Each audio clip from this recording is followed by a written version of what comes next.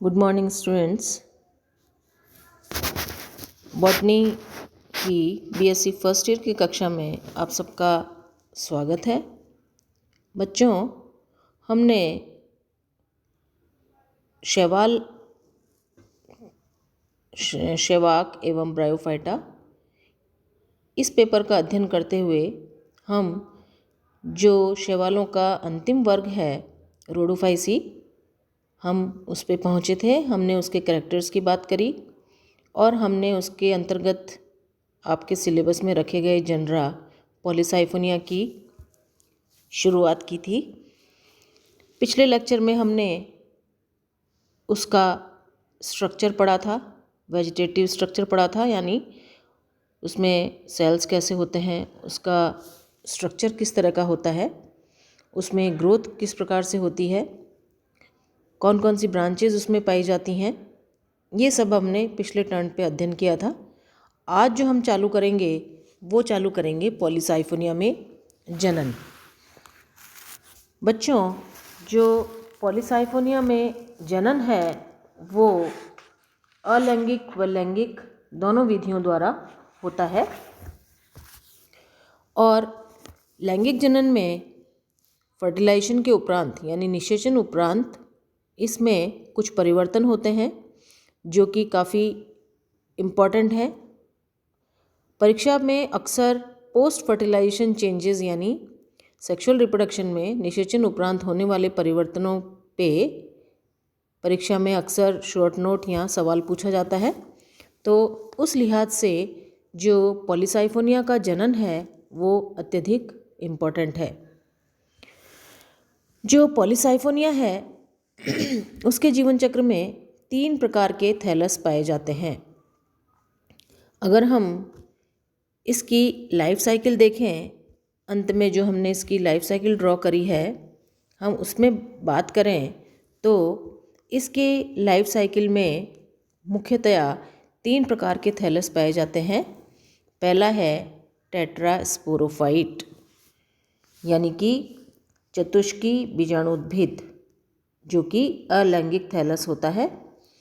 दूसरा है युग्मोद्भिद यानी कि गैमेटोफाइट, जो कि नर व मादा दोनों अलग अलग हैं। और तीसरे प्रकार का जो होता है वो होता है कार्पोस्पोरोफाइट। तो हम कह सकते हैं कि पॉलीसाइफोनिया की जो जीवन चक्र है उसमें 3 प्रकार के थैलस बनते हैं। थैलस नंबर 1, थैलस 2 और ये थैलस तीसरा। इसमें से जो फर्स्ट है टेट्रास्पोरोफाइट वो 2n होता है, जो गैमेटोफाइट है वो n होगा और जो कार्पोस्पोरोफाइट है वो पुनः 2n होता है। तो यानी कि डिप्लॉइड, हैप्लॉइड और पुनः कार्पोस्पोरोफाइट जो है वो डिप्लॉइड होता है। तो इसमें जो हैप्लॉइड अवस्था है यानी अगुणित अवस्था है वो केवल गैमेटोफिटिक अवस्था या गैमेटोफाइट्स में ही पाई जाती है। अब हम चर्चा करेंगे इसके तीनों जो जीवन चक्र है या तीनों लाइफ फॉर्म्स जो इसकी हैं उसके बारे में। तो जो पहला है वो है टेट्रास्पोरोफाइट या अलैंगिक थैलस। जो टेट्रास्पोरोफाइट है यह द्विगुणित कार्पोस्पोर से विकसित होता है, जैसा कि हमने जीवन चक्र में देखा। और इनमें जननांगों का निर्माण नहीं होता। चूँकि ये अलैंगिक थैलस है तो इसमें जननांगों का विकास नहीं होता। तो ये अर्थात इनमें सेक्स ऑर्गन्स नहीं बनते। इनमें चतुष्की बीजाणुधानियाँ बनती हैं यानी कि टेट्रास्पोरेंजियम बनती हैं और इन बीजाणुधानियों में अचल चतुष्की बीजाणु यानी नॉन मोटाइल टेट्रास्पोर्स बनते हैं। जो दूसरे प्रकार का है वो है युग्मोद्भिद यानी गैमेटोफाइट। दूसरे प्रकार का जो थैलस है वो है गैमेटोफाइट या युग्मोद्भिद। ये थैलस जो है वो हैप्लॉइड होते हैं, अगुणित होते हैं तथा इनमें जननांगों का निर्माण होता है। सेक्स ऑर्गन्स का जो निर्माण है वो इन्हीं गैमेटोफाइट्स में होता है। और पॉलीसाइफोनिया की जो अधिकांश जातियां हैं वो एक लिंगाश्रयी है, अर्थात इसमें नर तथा स्त्री युग्मोद्भिद अलग अलग होते हैं। नर युग्मोद्भिद में पुंमनुधानियां बनती हैं यानी स्पर्मेटेंजियम बनती हैं, तथा स्त्री युग्मोद्भिद में कार्पोगोनियम का निर्माण होता है, अर्थात मेल सेक्स ऑर्गन्स पुंमनुधानिया, फीमेल सेक्स ऑर्गन्स कार्पोगोनिया। जो तीसरे प्रकार का जो थैलस है वो है कार्पोस्पोरोफाइट यानी कार्पो बीजाणुद्भिद। इसका विकास द्विगुणित युग्मनज से होता है, अर्थात फर्टिलाइजेशन के उपरांत, फ्यूजन के उपरांत जो 2n जाइगोट बनता है उससे कार्पोस्पोरोफाइट का निर्माण होता है। अतः ये थैलस द्विगुणित होते हैं, इनमें द्विगुणित कार्पोबीजाणुओं का निर्माण होता है। और जो कार्पोबीजाणुद्भिद है वो स्त्री युग्मोद्भिद पर यानी फीमेल गैमेटोफाइट पर आश्रित होता है। क्यों? क्योंकि फर्टिलाइजेशन जो है वो फीमेल गैमेटोफाइट में होगा और इसी में ही कार्पोस्पोरोफाइट का निर्माण होता है। तो जो कार्पोबीजाणुद्भिद है वो स्त्री युग्मोद्भिद पर आधारित होता है। अब हम चलते हैं इसके जनन के अध्ययन की ओर। जो पॉलीसाइफोनिया है उसमें जनन हमने जैसा कि बताया दो प्रकार का है, अलैंगिक जनन और दूसरा है लैंगिक जनन। तो जो अलैंगिक जनन है जैसा कि हमने पहले भी बताया है वो टेट्रास्पोर्स या टेट्रास्पोरेंजियम के माध्यम से होता है। जो ये बीजाणु जो हैं वो द्विगुणित थैलस में विकसित होते हैं तथा इनका विकास जो है वो परिकेंद्रीय कोशिकाओं से होता है। जब इसका स्ट्रक्चर पढ़ा था तो यानी कि पहले तो थी सेंट्रल सेल्स और जो यहाँ हैं वो होती हैं परिकेंद्रीय कोशिकाएं। तो इन कोशिकाओं से यानी केंद्रीय कोशिकाओं से ना होकर जो साइड की कोशिकाएं हैं उनसे इसका विकास होता है, यानी बीजाणुधानियाँ जो हैं वो इन परिकेंद्रीय कोशिकाओं से बनती हैं। जो फर्टाइल पेरिसेंट्रल सेल्स हैं, परिकेंद्रीय कोशिकाएं हैं, वो चतुष्कीय बीजाणुधानी प्रारंभिक होती हैं या कहलाती हैं और उसी स्तर की अन्य परिकेंद्रीय कोशिकाओं से अपेक्षाकृत छोटी होती है। यानी कि परिकेंद्रीय कोशिकाएं जो हैं, साइड की कोशिकाएं जो हैं ये वाली, इनमें ही टेट्रास्पोरेंजियल इनिशियल होता है और ये जो हैं टेट्रास्पोरेंजियल इनिशियल ये ही डिवाइड होकर इनमें उद्दग्र विभाजन होता है और इससे दो संतति कोशिकाएं इरेक्ट विभाजन से दो संतति कोशिकाएं बनती हैं, बाहरी आवरण कोशिकाएं और अंदर वाली जो है स्पोरेंजियल मदर सेल। तो कहने का तात्पर्य ये है कि टेट्रास्पोरेंजियल इनिशियल से टेट्रास्पोरेंजियम बनता है और इस प्रारंभिक कोशिका में उद्दग्र विभाजन होते हैं जिससे दो सेल्स बनती हैं। जो बाह्य संतति कोशिका है वो आवरण कोशिका कहलाती है तथा भीतरी जो कोशिका है वो स्पोरेंजियल मदर सेल के रूप में कार्य करती है। जो आवरण कोशिका है पुनः विभाजित होकर दो अथवा अधिक कोशिकाओं में विभक्त होती है या अनुप्रस्थ विभाजन द्वारा जो है पुनः विभाजित होकर अधिक आवरण कोशिकाएं बनाती हैं। और जो स्पोरेंजियल मदर सेल है वो पुनः अनुप्रस्थ विभाजन द्वारा नीचे की ओर, अर्थात हम बात करें कि ये है स्पोरेंजियल मदर सेल और ये है कवर सेल। तो जो आवरण कोशिका है उसमें विभाजन से दो अथवा अधिक आवरण कोशिकाएं बनती हैं, यानी ये आवरण कोशिकाएं। और जो अंदर का स्पोरेंजियल मदर सेल है वो अनुप्रस्थ विभाजन द्वारा स्टॉक सेल और स्पोरेंजियल सेल बनाती है। स्टॉक मीन्स नीचे का व्रंत और ये स्पोरेंजियल सेल बनाती हैं। तो इस तरह से जो दोनों सेल्स हैं कौन कौन सी, कवर सेल और स्पोरेंजियल मदर सेल, इसका डिवीजन होता है। और जो बीजाणुधानी जो है वो स्पोरेंजियल सेल से विकसित होती है, यानी टेट्रास्पोरेंजियम अंततः स्पोरेंजियल मदर सेल से ही बनता है। और इस बीजाणुधानी जो है इसका जो न्यूक्लियस है वो डिप्लॉयड होता है, द्विगुणित केंद्रक होता है, और ये द्विगुणित केंद्रक अर्धसूत्री विभाजन द्वारा 4 अगुणित केंद्रक बनाता है। और इसका जो स्ट्रक्चर है वो इस तरह से टेट्राड फॉर्म में होता है, यानी 3 आगे दिखाई देंगे और 1 इसके पीछे होता है, इसलिए ये चतुष्फलक स्ट्रक्चर प्राप्त कर लेता है।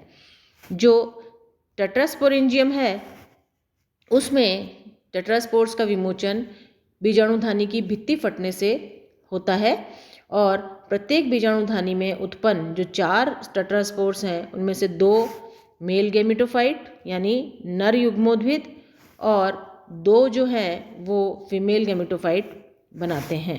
तो इस तरह से जो टेट्रास्पोरोफाइट है वो उसका जो 2n न्यूक्लियस है वो मियोसिस द्वारा 4 न्यूक्लियस बनाता है, जिसमें से 2 जो हैं वो नर युग्मोद्भिद को जन्म देंगे और जो 2 बीजाणु हैं वो स्त्री युग्मोद्भिद को जन्म देते हैं। अब हम आते हैं इसके सेक्सुअल रिप्रोडक्शन पर।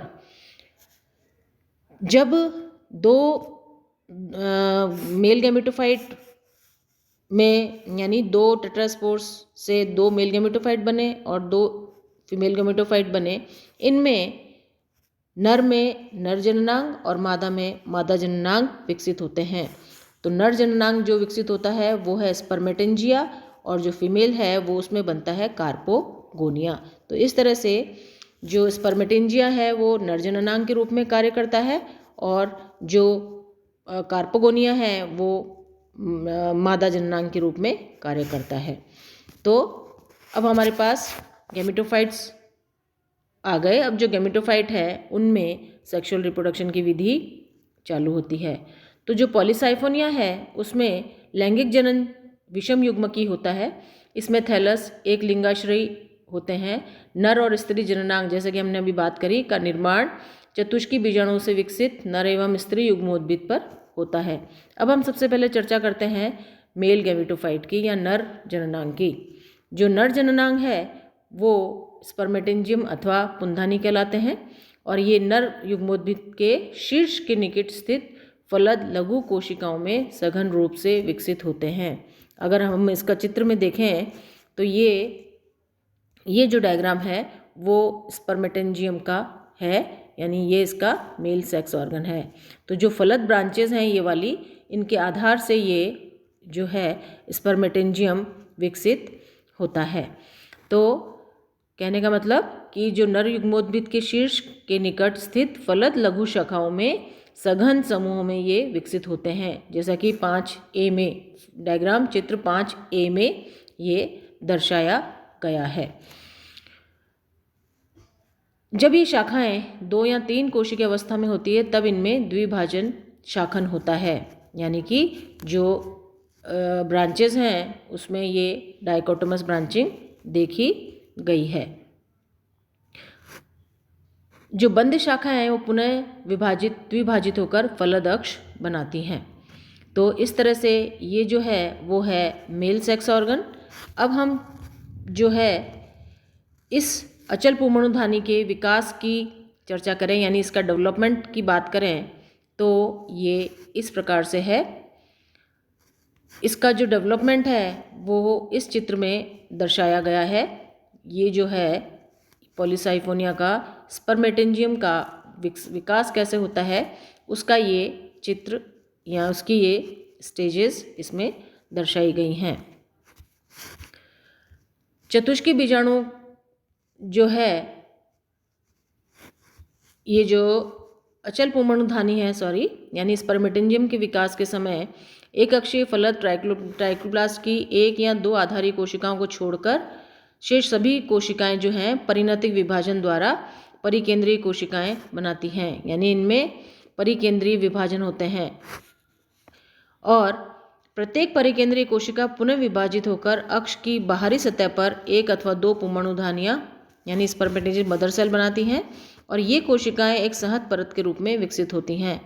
और विभिन्न जातियों में ये जो पुंमणुधानियाँ मात्र कोशिका है यानी स्पर्मेटिजियम मदर सेल जो है वो विभाजित होकर 2 से 4 तक स्पर्मेटिंजियम बनाती है, जो कि चित्र में ये डायग्राम में ये दर्शा रखा है। ये स्पर्मेटिंजियल मदर सेल और ये कई सारे स्पर्मेटिंजियम मदर सेल्स हैं जो कि परिकेंद्रीय कोशिकाओं से विकसित हो रही हैं। जो प्रत्येक पुंमणुधानी है, अगर हम उसके स्ट्रक्चर की बात करें तो ये इस तरह का स्ट्रक्चर है, यानी कि ये ऑब्लोंग यानी इस तरह से लंबी ऑब्लोंग दीर्घवृत्तीय होती है और ऑब्लोंग अथवा गोल एवं एक कोशिकीय संरचना है और इसकी कोशिका भित्ति 3 परतों में विभाजित होती है और इनमें से बाहरी परत जो है वो मोटी, मध्य परत जिलेटिनी तथा भीतरी परत जो है वो रिफ्रैक्टिव होती है। पुंमणुधानी का एक केंद्री के जीवद्रव्यक कायांतरित होकर एक अचल पुंमणु बनाता है, यानी इस पूरी में एक स्पर्मेशियम बनता है और जिसका विमोचन जो है पुंमणुधानी के शीर्ष पर स्थित एक संकीर्ण झिर्री द्वारा होता है। तो ये बात करी हमने नर जननांग स्पर्मेटिंजियम की, जिसमें कि एक अचल पुंमणु स्पर्मेशियम बनता है। अब हम बात करते हैं स्त्री जननांग। जो फीमेल रिप्रोडक्टिव ऑर्गन है वो पॉलीसाइफोनिया का कार्पोगोनियम कहलाता है और पुंमणुधानी के समान इनका विकास भी युग्मोद्भिद की फलद लघु कोशिकाओं पर होता है और प्रत्येक कार्पोगोनियम जो कि एक फ्लास्क के समान संरचना है, इस तरह से ये स्ट्रक्चर की अपन ये बात करें, ये वाला स्ट्रक्चर कार्पोगोनिया, तो ये फ्लास्क सदृश संरचना है और प्रत्येक कार्पोगोनिया जो है वो 2 से 5 कोशिकीय कार्पोगोनियल फिलामेंट के शीर्ष पर स्थित होता है। यानी ये जो है इसका अगर हम चित्र देखें तो ये 4 से 5 फिलामेंट हैं यहाँ पर और उसके ऊपर ये फ्लास्क समान कार्पोगोनियम है। तो यानी कि ये जो है इसको कहते हैं कार्पोगोनियल तंतु और उसके ऊपर जो है कार्पोगोनिया लगी रहती है। उसका आधारी भाग फूला हुआ होता है जो कि एग कहलाता है, ये वाला, और जो संकीर्ण ग्रीवा है वो कहलाती है ट्राइकोगाइन। शिशु अवस्था में जो स्त्री ट्राइकोब्लास्ट है यानी फीमेल ट्राइकोब्लास्ट जो है वो एक अक्षीय होता है, परंतु कुछ समय पश्चात परिणतिक विभाजनों के फलस्वरूप यह बहुअक्षीय या पॉलीसाइफोनस हो जाता है। तो इस तरह से ये था इसका मेल और फीमेल सेक्स ऑर्गन। अगर हम इसके स्ट्रक्चर की बात करें या डेवलपमेंट की बात करें तो जो फलद ट्राइकोब्लास्ट है यानी जो फर्टाइल ट्राइकोब्लास्ट है उसकी एडेक्शियल सरफेस की परिकेंद्रीय कोशिकाओं से, यानी कि सेक्स ऑर्गन हमेशा परिकेंद्रीय कोशिकाओं से ही विकसित होते हैं। ट्राइकोब्लास्ट के शीर्षस्थ कोशिका से 3 से 5 कोशिकाएं पीछे ये आलंबक कोशिका होती है और इसी पे ये कार्पोगोनियल फिलामेंट जो कि 4 से 5 कोशिकीय वक्रित कार्पोगोनियम तंतु बनता है और इसके शीर्ष पर जो है शीर्षस्थ कोशिका कार्पोगोनियम मात्र कोशिका कहलाती है जो कि कार्पोगोनियम का निर्माण करेगी। तो इस तरह से ये जो कार्पोगोनियल फिलामेंट है उसके ऊपर कार्पोगोनियम का विकास होता है। बच्चों, आज हम इस टॉपिक को अब यहीं समाप्त करेंगे।